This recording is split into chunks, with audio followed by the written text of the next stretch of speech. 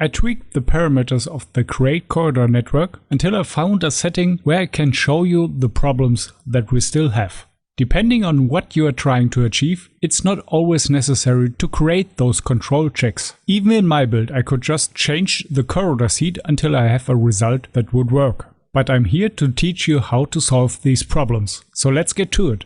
First, let's search for the examples of the possible problems. One problem occurs immediately when we create the second set of corridors. There's nothing that keeps newly created corridors from intersecting each other. This is one problem, but for an even bigger one, we need to provide the whole structure as testing ground. So I create a merge node where I combine the initial gateway with the first set of corridors. Then I take these and connect them to the third input. If I wanted to continue that pattern, I would then merge the result of the first iteration on top of it. So create another merge, connect the for each loop, and then bring down the merge from before. Then again connect it to the third input of the for each subnetwork. So let's take a closer look at this setting. The visibility flag is on the latest set of corridors, while this merge node displays all the structure that already existed. And here's an example for the control check we need to do. If we already have any kind of geometry in the way of an open entrance, depending on the distance, we need to close that entrance. So let's enter the check and open for each subnetwork. For better visibility, I color code this row of wrangles yellow. Then I connect the third input into a null, and this holds all the structures that we need to check for an intersection. Grab the wire and, like before, Alt-click to create a new anchor point. We will need another wrangle node, and this time we need to get the distance to the geometry that blocks the direction. I connect it to the path that checks the north, since I already know that the current gateway is the bottom one. We can confirm that by setting the visibility flag on the blast node. But now to the logic for that wrangle node. I want to check if there's any geometry, and if so, how far is it away. So bring up the editor and I start with the variables I need. I need an integer variable, 2 vectors, and a float variable. Since I already checked if the entrance should be closed, this logic only makes sense if the entrance is still open. So basically if it's not equals 3. If you set the visibility flag on the get distance to block wrangle, you can see that our point is on the floor grid and exactly between the corridor and the gateway. By the fact that there is a corridor connected to the gateway, we know that our system will close this entrance. So just for testing purposes, I change the condition from not equals 3 to equals. That way I can see the effect when I add something on top of our position. And that is 1 in Y and 0.1 in Z. The Y-axis is just to make it easier to see where the point is. More important is the addition on Z. If I leave it exactly on the connection, the intersect function will not work. It will immediately hit the obstacle. That's why I need to push it a bit forward.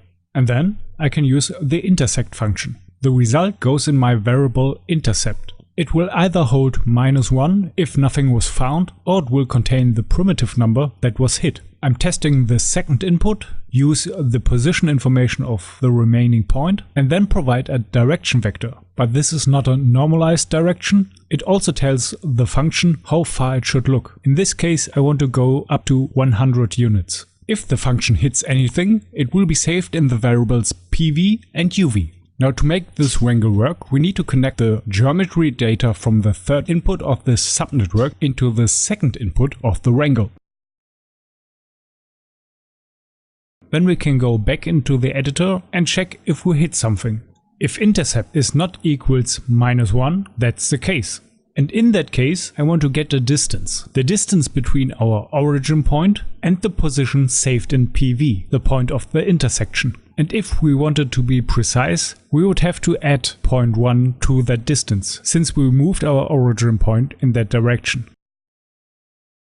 And if that distance is not 0, but still less than 13, I want to close the entrance. And here's why. if the distance is not 0, I didn't make the mistake to keep the point directly on the connection. And if I want to prevent a collision, I need at least 13 units of distance. The corridor needs 4 units, the closing gateway needs 8 more, and then I would need at least 1 more unit of space between the gateway and whatever structure is behind that. But even if there is enough distance, having the exact distance as an attribute at my disposal allows me to prevent collisions also at a later stage. But of course I also need the distance from the other directions. So copy the wrangle and adjust the values accordingly. For the south direction you need to type in -100, and for the east and west direction you need to do the same thing, not on the Z but on the x-axis. If you have all of that, now the question is, how can we get those distances onto our gateway primitive? First, we would need to adjust the wrangle that deletes not needed points. One could argue that this node no longer makes that much sense, since sooner or later most points will at least have a distance on them. But let's carry it with us for now. But that means we need to add the distances into the condition. Only if all of those attributes are empty, we can remove the point.